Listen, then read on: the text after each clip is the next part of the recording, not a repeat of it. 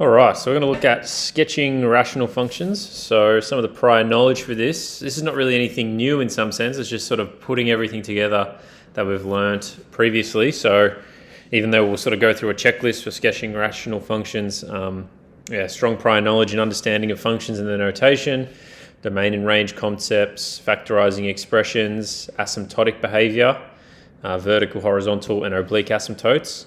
Intercepts, x and y intercepts, limits and end behavior, differentiation techniques, sign of the derivative, increasing, decreasing functions, and local maximum minima, and sketching standard functions like 1 on x squared, and x squared, because really we're just sort of putting them all together in to make these rational functions. So as I said, we'll look at a checklist for sketching rational functions. We'll sketch some reciprocal functions. And then we'll look at applications of rational functions in a real-world context. Now, I've put a asterisk there because the one we'll actually look at is not strictly a rational function, but by all the same sort of understandings, we can sketch all sorts of graphs. So let's jump into it and look at a checklist for sort of helping us understand how we can sketch rational functions. Might look pretty daunting to begin with, but basically you've got 5 things you want to do if you get given some rational function. So the first is rewrite the function, find the x-intercepts, find the y-intercepts, find any vertical asymptotes, and then find any stationary points. And then after all of that, you should be able to sketch it. So let's just start with that. Our rational function is x cubed plus 1 on x. If you rewrite that and you sort of do the long division or you sort of re-express it, you'll get x squared plus 1 on x is equivalent. And immediately you can see that we're going to have a non-vertical asymptote at y equals x squared. Now I encourage you to think about why that's the case, because if you think about x getting really large, if you put in a really large x value, this term 1 on x is going to go to 0, because when you take 1 and divide by a really large number, you get essentially 0. And so as x gets larger, this whole thing is going to approach x squared. And so we end up with a situation where for large positive x and for large negative x, we're approaching a non-vertical asymptote, which is x squared, which you can see here in blue. In blue here, we've got that non-vertical asymptote. And you can see, without giving the game away, that you've got the pink line asymptotes along that function. Okay, then what you want to do is you want to think about x-intercepts. So the x-intercepts, to find x-intercepts, let y equals 0, and you'll get that there's a y-intercept at -1. I should say there's an x-intercept at -1 there, -1, 0. Okay, the y-intercept, the function is undefined at x equals 0, because if this goes to 0, then the function's undefined. So we have a vertical asymptote at x equals 0,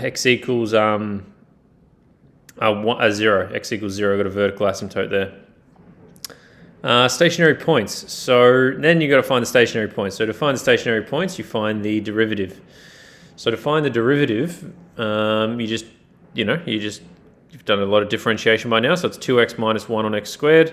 Set it equal to 0. I trust that you can hopefully step through that maths. You'll get the cube root of 1/2. So we know that the x value of a stationary point where the derivative goes to 0 is the cube root of 1/2.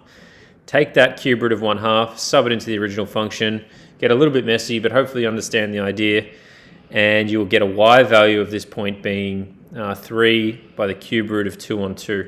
And so that's that stationary point there, okay?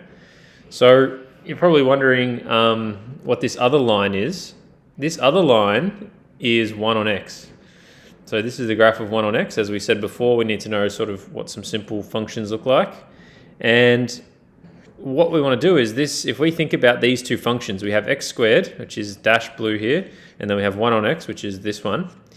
And essentially what we're doing is we're adding those two functions together. So what we might do is we'll show you this. We're essentially adding the ordinates of these two functions. So this is a point. So say the x value is 2 for 1 on x. That gives us this point here. And then the x value is 2 for x squared. That gives us that point there, 4. We add them together. That gives us this red point. And essentially that's what you're doing throughout. And it's easy for me to say because I've got a nice graph here to sort of show it. But anywhere we trace this function out, we're just going to add it. So these two black dots will add to give the red dot. And so anywhere where they intersect, it's going to be double, right? It's just going to be doubled. So that point's there. So when x is 1, y is whatever it is, and then the y value there is just double whatever the y value is here because they intersect at that point. They have the same y value at that point. And similarly, as you know, you go around, as we move really close to 0, the term 1 on x dominates, right? So we end up with this situation. Yeah, because if you think about it, if you have really small x values, 1 divided by a really small number is a really large number, and a really small number squared is essentially 0. So you can see that behavior near x equals 0 is, behaves like 1 on x. So it asymptotes along the y-axis there. And similarly, we can move our dot to the other side if we have any luck. Maybe not. Oh, here we go. Yeah. So and so here you can see now, we've got x value, we've got y values that are negative here and then positive, and then so they're going to add to be this point here. But you'll notice, obviously, a key point is the intersection. So at some x value, one of the functions, in this case 1 on x, will be as negative as the other one is positive, and so that will correspond to an x-axis intercept, because when you add the y values, they cancel out, and so you get an x-axis intercept, at this case, at -1. So I think that's interesting. And then again, when x is large and negative, y equals x squared dominates. So with all of that information, we can kind of piece together what this function must look like. And it's not easy, and it's obviously easy because I've got all the solutions here, but I encourage you to see if you can go from scratch and really understand how you could graph this pink function from scratch. So the other thing to mention, and this is another point, is that another part of our checklist is a point of inflection. And I don't think it's super helpful for me to talk through all of this, but a point of inflection is where the second derivative, basically you set the second derivative equal to 0, and then you solve it for the x value, and then you have to check that the concavity changes. So again, I'll put a link below for that to explain that in more detail. But basically, if the concavity changes and the second derivative is equal to 0, then you have the function having what's called a non-stationary point of inflection. And so in this case here, if we have our tangent, you can see this pink, this line here is attempting to be a tangent. There it is. Let me grab that. And so you do the maths on all that, you'll get that at x equals -1, we have a change in concavity because the second derivative is 0 at that point there. So if we look here, concave up, concave up, concave up, all the way to this point, and then it becomes concave down, if we think about our tangent there. So, putting all the pieces together, you can get a feel for what the function looks like. Again, where there's a stationary point, where there's a non-stationary point now where the concavity changes, where the x and y intercepts are, what the behavior is like for small x and for large x, and what it sort of asymptotes towards and where all the asymptotes are. So with all that information, you should be able to sketch it. And easier said than done though, right? So definitely, pause this and make some sense of it. But yeah, hopefully making some sense. All right. What I wanted to look at now was a reciprocal function. So if we sketch the graph of f of x equals 1 on x squared plus x on x minus 6, we're going to do all the same things, right? We're going to factorize where possible. So we're going to do 1 on x minus 2 times x plus 3. So that must mean we've got vertical asymptotes at x equals -3 and x equals 2. At the moment, just for your information, I've got this function is just the denominator. It's not the reciprocal function. The x-intercepts are at f of x equals 0. Because to find an x-intercept, let y equals 0. But this will give you an undefined solution. So there's no functions undefined at y equals 0. And let me just show you. I'll put it here. There's the grand finale. The y-intercept is at -1/6. The vertical asymptotes are at -3 and x equals 2. So we saw that straight away, right? Because the denominator can't equal 0.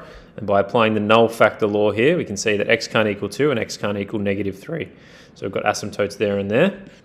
Again, stationary points. I don't think it's super helpful for me to step through this mathematics, but again, pause the video. You'll get a stationary point at -1/2 and -4 on 25. So that's that point there. So you know you've got a stationary point there, you know you've got some asymptotes here. And then what you need to do is you need to think, okay, let's think using reciprocal, right? So again, let's think about our sort of dots here. Remember, this is the original function. We need to take 1 over those values. So let's start with a really large, let's start with a large y value. 1 over that value is going to become really small on the reciprocal function graph. So you can see, you know, at x equals 3, we take the y value to be the reciprocal. So say it's 6, so it becomes 1 over 6. So now it's down here. Okay, if you pick an x value that's really small, as in really close to 0, then I should say an x value that's really close to the asymptote, then you're going to get 1 over a really small y value, which is going to be really large. So you're going to get this kind of behavior near that asymptote. Similarly down here, I encourage you to, you know, pause and think about what's going on here. You know, when x is 1, y is -4, so it becomes 1 over -4, so it gets plotted there. At the minimum is going to correspond to a maximum on the reciprocal graph, because that is the smallest value on the original graph. So 1 over the most negative value will give you the value that's closest to 0. So that's that point there. The reciprocal of this becomes here, right? And yeah, so you really got to use your imagination a little bit to say, all right, if I visualize the graph and then take the reciprocal of all the values of the original function, we'll end up with this kind of rational function. And so it's kind of got truncus behavior with asymptotes at x equals -3 and x equals 2.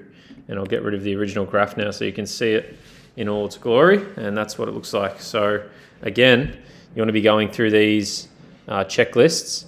And obviously in this case, we didn't do the second derivative because there's no non-stationary points of inflection. But yeah, hopefully you can see how you could sort of piece it together like a puzzle once you gather enough information. Okay, let's just look at the last thing, which is an application. So you're probably wondering, when on earth would you use this kind of stuff? And I was thinking that too, and so I sort of came up with an example. So imagine you've got what's an industrial cooler. So imagine, I don't know, you're in sort of pharmacology or something. You need to keep the medicine at a really safe temperature. It needs to always be the same. And you could say the following. So you'd have a function y equals x squared plus 1 on root x. So you say an industrial engineer is modeling the cooling time y in minutes for a new high efficiency cooling chamber. Let x be the number of degrees the chamber starts above the target temperature. So some target temperature, x, represents our discrepancy from the target temperature that we're trying to get to. And so, you know, using all the checklists that we used before, we can actually sketch this function. Now, you're probably saying, yelling at the screen, this is not a rational function. You're right, but with all those skills from rational functions, we should be able to sketch something like this. It's exactly the same, even though the denominator here is not rational. And so, you know, I trust that you're going to do that, and you're going to sketch it. You're going to get something like this. And it's going to look like that. Okay, now, again, you're probably screaming at the screen because x is greater than 1, so the domains are wrong, because this is attempting to get to 0, but it doesn't get there. But yeah, I've put it here for full illustration purposes. So then we say to ourselves, what is the domain of the function in this context, and what real-world constraint causes the lower bound on x? To be honest, I probably should just get rid of x greater than, let's just say x is greater than 0. So just ignore that. So what is the domain of the function? So x greater than 0 is the domain of the function, and what real-world constraint caused the lower bound on x? Well, remember, x represents the discrepancy between the temperature of the chamber that it actually is and the temperature that we want it to be, or the target temperature. So once there's the meaning of the lower bound on x is that once the temperature is at 0 discrepancy from the target temperature, then you can't have anything less than 0. You can't have a discrepancy less than 0. So using graphing, determine approximately which values of x result in y less than 25. And so we just sketch this here. This turns out to be 8.47, gives us y values less than 25. So as long as the discrepancy, as long as the temperature of the room, say, is less than or equal to 8.47 degrees off the target temperature, then it'll take less than 25 minutes to cool it down to the target temperature. What is the cooling time when the chamber starts just slightly above the target temperature? Okay, and so we can just trace this out. So if it's just really small, if x is like 1, so we're about there, it only takes about 2 minutes to cool. And that should make sense. The smaller the discrepancy between the target temperature and the desired temperature, sorry, the smaller the difference between the target temperature and the actual temperature, the quicker it will cool. So when it's 1 degree, let's say, above the temperature it needs to be, it only takes 2 minutes to cool it down to the temperature that we need it to be. Is the time efficient in this case, and what does this suggest about starting close to the target? Yeah, is the process efficient in this case is what I meant to write. Yeah, it seems efficient, and it makes sense, right? When you've got smaller discrepancies, you've got smaller cooling times. What happens to the cooling time as the discrepancy increases beyond 10 degrees? Well, it just increases, right? As x is larger than 10, it just increases. So yeah, it's going to take, when it is 10, it's going to take, around 32 minutes to cool down. Even if the time stays below 25 minutes, is there a practical reason to avoid very high starting discrepancies? Practically, if you put something really hot into the chamber, it's going to obviously add heat to the chamber, and you want it to be as energy efficient as possible. So maybe we shouldn't put things in there with very high starting discrepancies. We shouldn't put things into the chamber that are going to cause very large starting discrepancies. So yeah, we shouldn't do that. Now the model obviously sort of breaks down below here, right? And that should make sense. Like the cooling chamber might not be sensitive. Like it doesn't make sense that this goes back up, right? When the discrepancy between the target temperature and the actual temperature is 0.11, it takes longer than when it's down here. So, now we're starting to think about limitations to our model, right? Once it gets really close, this sort of to the left of this 0.1, and maybe that minimum makes sense, but certainly as we asymptote along 0, the model has limits, right? It's more to the left that we're interested in, yeah? So I don't know, hopefully you can see how that might be an interesting application of industrial cooling, and I should say rather a cool application of rational functions and how you need to know how to sketch them and then interpret them. So good luck with everything you're doing. If you found this video useful, give us a thumbs up and subscribe. And yeah, we're almost halfway through our lecture series on specialist maths. So good luck, and I'll talk to you soon.